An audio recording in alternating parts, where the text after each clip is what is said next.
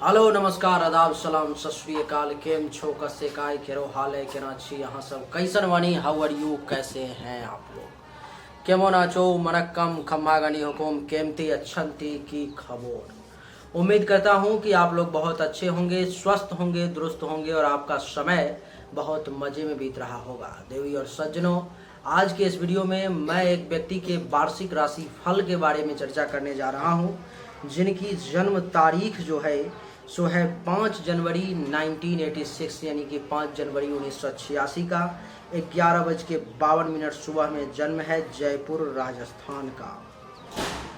इनकी जो कुंडली है वो आपके सामने में आपको स्क्रीन पर में दिखाई दे रही होगी।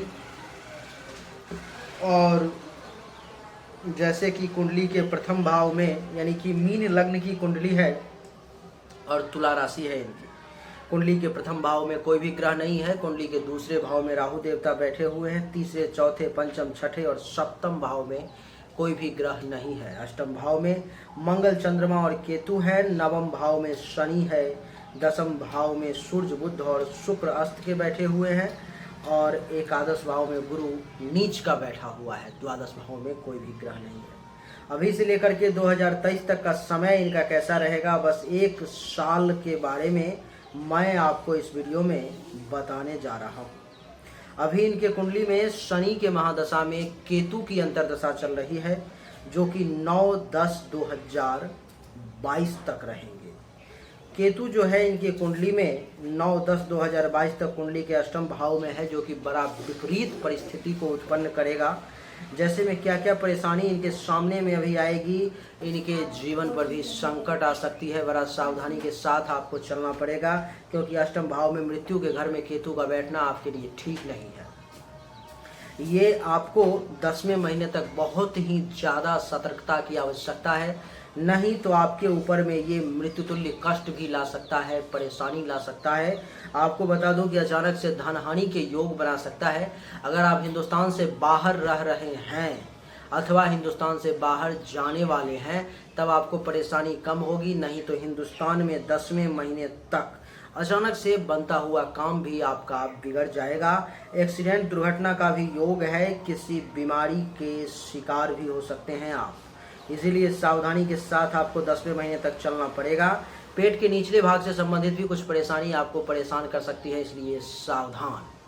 केतु की पंचम दृष्टि द्वादश भाव पर में है, जिसके कारण से खर्चा ज़्यादा होगा। सैया सुख में कमी आएगी। धन हानि के योग बन रहे हैं। अभी इस समय में अस्पताल का खर्चा एक्टिवेट है। आँख से संबंधित परेशानी, पाँव में चोट लगने के योग भी बन रहे हैं। केतु की सप्तम दृष्टि दूसरे भाव पर में है, जो जमा पूंजी होगी आपके पॉकेट से निकलती चली जाएगी धीरे धीरे।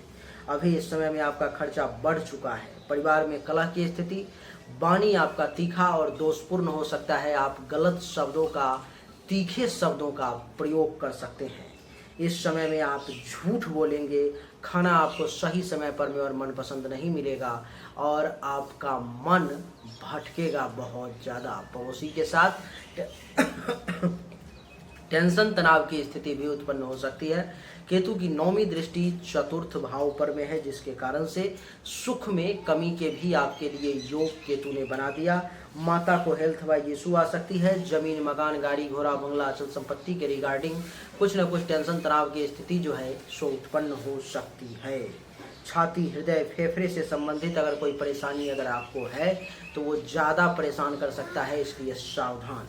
यानी कि केतु जो है आपके लिए बिल्कुल भी अच्छा नहीं है। केतु 11 डिग्री पर में कुंडली के अष्टम भाव में बैठा हुआ है और 2022 के 10वें महीने यानी कि 9-10-2022 तक केतु बहुत ही विपरीत समय लेकर के बैठा हुआ है। आपने अनुभव किया होगा 1-9-2021 के बाद आपका विपरीत समय चालू हो चुका था। धीरे धीरे करके आप परेशानी में ज़्यादा ही घिरते चले जा रहे थे और 1-9-2021 से लेकर के 9-10-2022 तक समय बहुत ही विकट है। 9-10-2022 से लेकर के 9-12-2025 तक शनि के महादशा में शुक्र की अंतरदशा आ जाएगी और 9-10-2022 के बाद शुक्र जो है इस कुंडली में मालिक है तीसरे भाव का और अष्टम भाव का भी। ये भी समय बहुत अच्छा नहीं रहेगा आपके लिए। इस समय में भी आपको परेशानी का सामना कुछ करना पड़ेगा, जैसे कि 10वें भाव में शुक्र बैठा हुआ है, डिग्री वाइज भी 17 डिग्री पे है, लेकिन अस्त अवस्था में है। इस समय में आप अनुभव करेंगे कि पिता के साथ कुछ टेंशन तनाव की स्थिति, मतभेद की स्थिति आपको उत्पन्न हो सकती है। पिता को हेल्थ वाइज इशू का सामना करना पड़ सकता है। काम धंधा आपका इस समय में बहुत बढ़िया नहीं चलेगा। पद प्रतिष्ठा मान सम्मान में भी कुछ कमी आपको देखने को मिलेगी। कारोबार भी आपका इस समय में बहुत अच्छा नहीं चलेगा। जिस काम को भी करने की कोशिश करेंगे उसमें 1000 बाधाएं, 1000 रुकावटें पहले से ही आ जाएंगी। आपको अगर किसी पद पर में है, कुछ पोजीशन है आपका, तो उस पद की हानि हो सकती है। उस पद से, पोजीशन से हटाने के लिए प्रयास किया जा सकता है। आपके हाथों से पावर को छीनने की कोशिश की जा सकती है। अधिकार के लिए भी आपको लड़ना पड़ सकता है, इसलिए सावधान। प्रतिष्ठा में कमी आ सकती है। सरकार से, मालिक से आपको कम फायदा मिलेगा। इसकी सप्तम दृष्टि चौथे भाव पर में, जिसके कारण से सुख में कुछ कमी के योग बन जाएंगे। सुख आपको कम प्राप्त होगा। माता को कुछ हेल्थ वाइज इशू का भी सामना करना पड़ सकता है। माता का स्वास्थ्य इस समय में बहुत अच्छा नहीं रहेगा। मकान बनाने का भी योग बनेगा, मकान खरीदने का भी योग बनेगा, लेकिन मकान बनाने और खरीदने के बीच में एक छोटी सी परेशानी है, यानी कि उसमें रुकावटें बहुत आएंगी, अथवा उन सब को लेकर के किसी भी प्रकार का विवाद उत्पन्न हो सकता है, इसलिए सावधान। मकान के बाद बता दूं, जमीन से संबंधित किसी प्रकार की परेशानी आपके सामने में आ सकती है। अचल संपत्ति के रिगार्डिंग किसी प्रकार का टेंशन तनाव आपके सामने में आ सकता है। अनएक्सपेक्टेड धन हानि के भी योग बनेंगे। गाड़ी चलाते वक्त बहुत ज़्यादा सावधानी रखने की आवश्यकता है आपको। छाती, हृदय, फेफड़े से संबंधित परेशानी को ये भी कम नहीं होने देगा। ये भी कुछ न कुछ आपको परेशानी निश्चित तौर पर में देगा। शुक्र आपकी कुंडली के तीसरे भाव का मालिक है, जिसके कारण से छोटे भाई बहन अगर कोई आपके होंगे, नहीं होंगे तो छोटे भाई बहन समान व्यक्ति, जूनियर्स, उनसे आपको लाभ कम मिलेगा।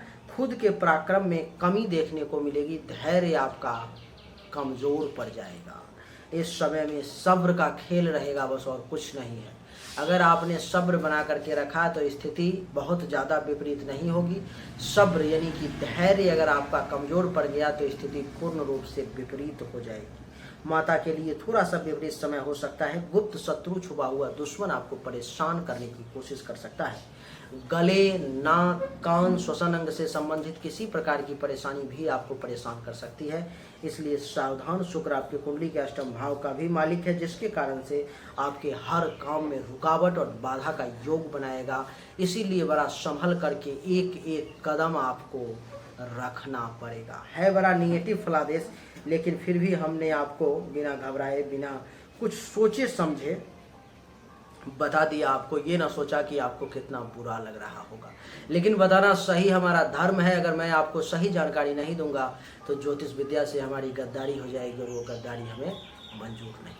इसीलिए मैंने आपको निगेटिव फलादेश ही है तो क्या हुआ, निगेटिव फलादेश से ही अवगत करवाया। बात आती है इसके उपाय की, तो मैं आपको उपाय बता देता हूँ। आप उपाय अगर करवाने में सक्षम हैं तो आप राहु, केतु, शुक्र और शनि के मंत्र का जाप करवा दें।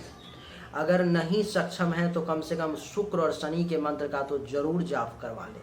अगर वो भी सक्षम नहीं है तो इस समय में 10वें महीने तक नमो शं शनिश्चराय नमः मंत्र का 10 माला जाप, नमो रांग राहवे नमः मंत्र का 10 माला जाप, नमो केंकेतवे नमः मंत्र का 10 माला जाप, तीनों मंत्र का 10-10 माला जाप 2022 के 10वें महीने तक कंटिन्यू रखें।